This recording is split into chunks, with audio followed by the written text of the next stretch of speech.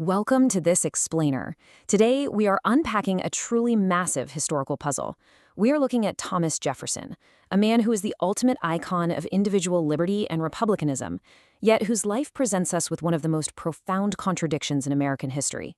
We're going to examine his political philosophy, his monumental influence on early democracy, and then place all of those soaring ideals right alongside his everyday views and practices regarding slavery. Here is our roadmap for today. We'll be walking through 1. The architect of democracy, 2. Philosophy and public ideals, 3. The reality of Monticello, 4. The paradox of slavery, 5. The Hemmings controversy, and wrapping up with 6. A complex, unfinished legacy. Let's jump right in. Section 1. The architect of democracy. Laying the foundations. So, you've probably heard the term Jeffersonian democracy before, right? But what does that actually mean in practice? Well, Jefferson had a deep, fundamental distrust of big cities and concentrated financial power. He looked at Europe and thought the tyranny plaguing the common man over there was entirely due to corrupt political establishments and monarchies. Instead, he envisioned a system that empowered property-owning citizens, what he called the independent yeoman farmer, to govern themselves.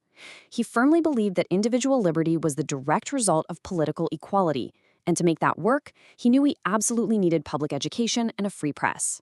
It was all about creating a decentralized government, one that protected its citizens but stayed out of the way of their personal freedoms. Moving on to Section 2, Philosophy and Public Ideals, Words that Shaped a Nation. Now check out this quote.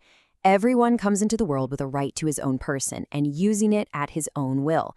This is what is called personal liberty.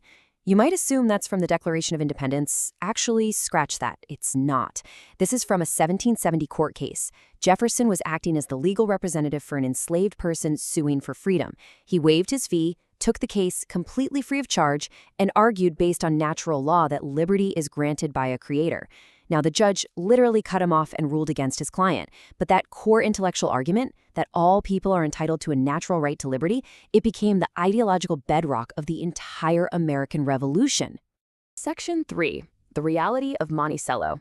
The wealth behind the philosophy. 600. Let that number sink in for a second. That is the approximate number of human beings Thomas Jefferson enslaved over his lifetime. It's a staggering figure. He lived in a planter economy that relied entirely on slavery, and as a wealthy landowner, he used forced labor for his household, his crops, his workshops, the whole shebang. And while he inherited around 175 people, the vast majority were actually born into slavery on his own properties. This one number really forces us to look right past his soaring political theories and directly confront the immense human cost of his lifestyle.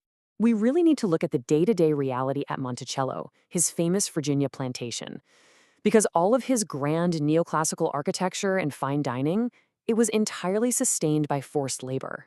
At any given time, there were between 100 and 140 enslaved individuals living there. The historical record even shows a nail factory on the property that was staffed completely by enslaved children. We know of enslaved boys who were forced to learn specific trades. Take Burwell Colbert, for example. He started his working life as a child in that very nailery and was later promoted to the supervisory position of butler. So the bricks of Monticello were quite literally laid by people denied the very personal liberty Jefferson was famous for championing. Section 4. The paradox of slavery. Theory versus practice. This brings us to the ultimate contradiction of his life. It's almost like looking at two completely different people. On one hand, in his public writings, like Notes on the State of Virginia, he explicitly called slavery a moral evil. He felt it harmed both the slave and the master, said the nation would eventually answer to God for it, and he even drafted plans for gradual emancipation. But then, you look at his private, calculated actions.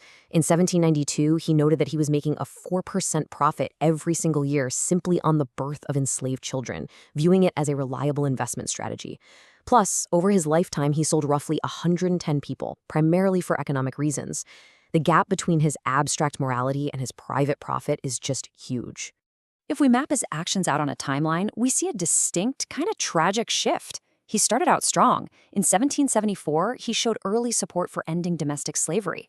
10 years later, in 1784, he proposed abolishing slavery in all Western U.S. territories, a measure that failed in Congress by a single vote.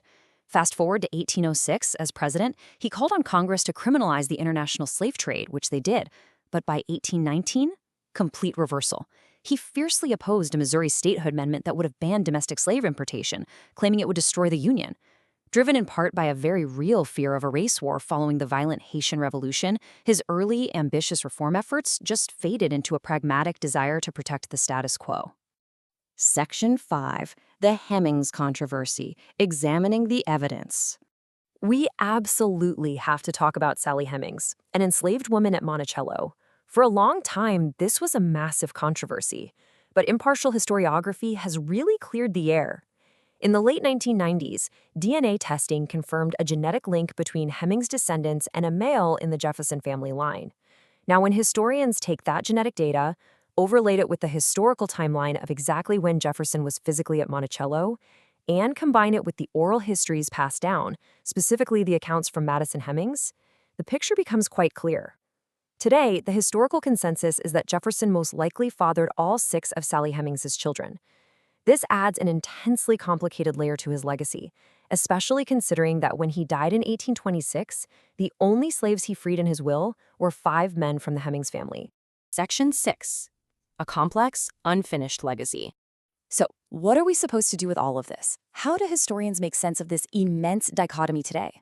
Well, there's no single answer. Academics generally view him through 2 competing lenses. You have the emancipationists, who see him as a pragmatic proto-abolitionist. They argue he despised the institution but felt trapped by the economic systems of his time, ultimately making tough compromises just to keep a fragile young nation from falling apart. On the flip side, revisionists argue that his actions speak louder than his words.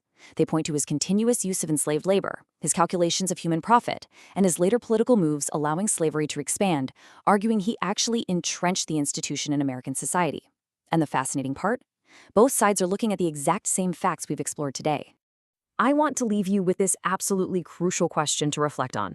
How do we reconcile the author of our highest democratic ideals with a man whose everyday actions failed to embody them?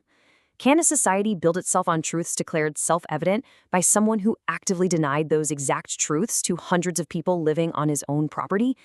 Understanding this Jeffersonian paradox isn't just about judging one man. It is essential to understanding the deeply nuanced, complex, and sometimes messy realities of American history. It challenges us to look at our foundations, not with blind reverence, but with a critical, clear-eyed focus. Thanks for joining me for this explainer, and keep asking the hard questions.